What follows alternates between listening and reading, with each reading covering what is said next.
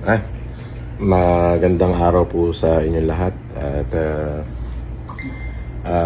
for clarificatory lang po. Totoo naman po na noong pong 2010 up to 2020 po, nung ako po ay nakulong, totoo naman po na marami pong ikinaso sa akin, marami pong nag-file ng kaso sa akin.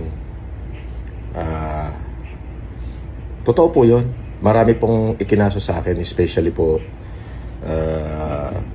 dyan sa Caloocan, Pasay, Makati, Baguio, at Quezon City at Manila. Samot-saring kaso po. Apo. At yan nga po. So for clarificatory lang po, totoo naman po yun na kung saan ako po ay nakasuhan ng anti-alias law.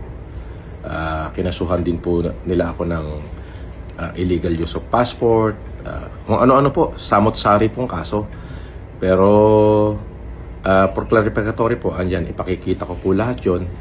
Eventually po ay acquitted naman po ako lahat at permanent dismiss na po yung iba. So lahat po ng mga Baguio, yung anti-optometry law, yung anti-passport law sa Quezon City, yung estapa daw po sa Pasay, yung pong sa Caloocan, na Bausi, at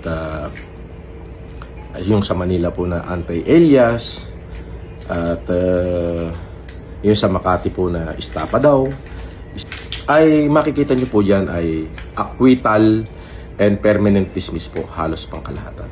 Kayo na ho lang po ang bahalang humusga. At maraming salamat po. Ito pong video na to ay for clarificatory lang po para doon sa mga supporter ko at para na din po doon sa mga hindi supporter na baka nag-iisip sila na akong araw po ay maraming kaso po. Salamat po at mabuhay po kayo.